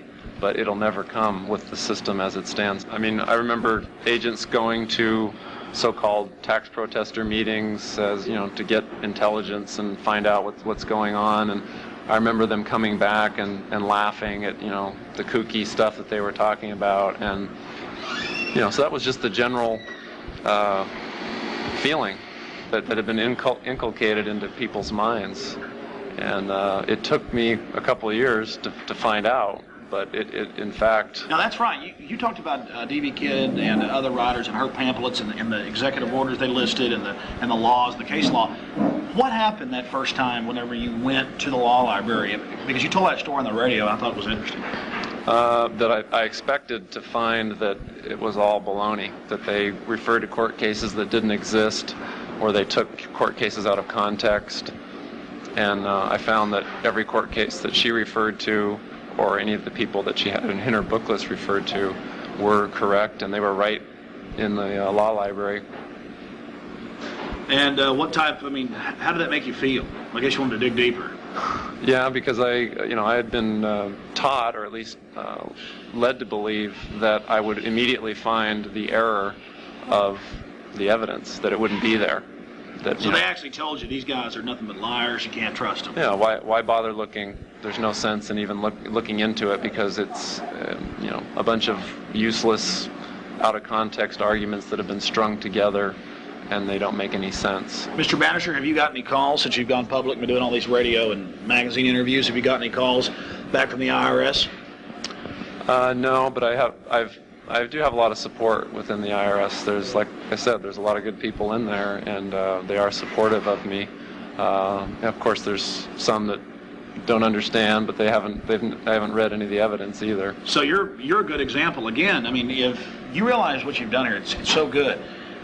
If we can convince the people in the mechanisms of enforcement that they're enforcing something that's criminal, we can try to get back to that constitutional form of taxation and have a strong country. Well, I don't know if you're probably familiar with a gentleman named Jack McLam. Yes, Police Against the New World Order. I understand that he's not well liked by government officials, and I've met him a number of times, and I find him to be a very gentle man, and somebody that just wants the Constitution to be followed. He's not a criminal. He's a highly decorated Vietnam veteran, the most highly decorated police officer in Phoenix, Arizona history, and he was at the top. I mean, they loved him in the community. They were talking about him going for chief, all the rest of this stuff, and finally he found out about drug running and things and corruption and tried to speak about it, and he got fired. And the thing about Jack is he's got a little saying that tyranny will come to your door in a uniform, and I can't think of a more true statement, and especially coming from me, who kicked down a lot of doors and did a lot of search warrants and searched through a lot of drawers and files and under beds, that's exactly how tyranny will come to your home, is in a uniform or with a bulletproof vest on or with a 6 Sauer 9mm as I carried. And again, it's up to you guys out there in America, the police, the SWAT team commanders. You ought to ask yourselves, is it the crack dealer on the corner, or is it the white-collar criminal that you're worried about, the guy that's selling old ladies junk bonds? Or is it just the family that can't put the kids through school? because of the federal income tax that goes right to the Federal Reserve. Again, that's true. Private, run for profit. You know, we've aired the actual training videos the IRS has, or pieces of it, where they admit that it goes right to the Federal Reserve. In fact, more and more, they're just admitting the truth, aren't they? They're just flagrantly out there flapping it in our faces. Well, a lot of what I found is, actually all of what I found is publicly available, and I mean, the number of times that you see the word voluntary in the IRS manuals and in their pamphlets and booklets and instructions, I found it to be incredible. So the king has no clothes. That's what I found. In fact, I think that's what we'll call this piece. The king has no clothes. Joe, anything else? And God bless you. You know, Joe worked hard today at the accounting firm he's working at, and we were in Northern California covering Operation Urban Warrior. Oh my gosh! And we called Joe up, and he met us right after work here at this little restaurant. Joe, any other points? Again, just don't let people be painted with a broad brush where you're scared into not listening to what they have to say. DV Kidd, Bill Benson, Bill Conklin, Jack McLam, and many, many others are fine people, and they really have seen the very ugly underside of certain portions of our government. And I'm not anti-government. I'm not anti-tax. Alex is not. None of the people are. Yeah, they are anti-corruption, though, and I'm anti-corruption, and.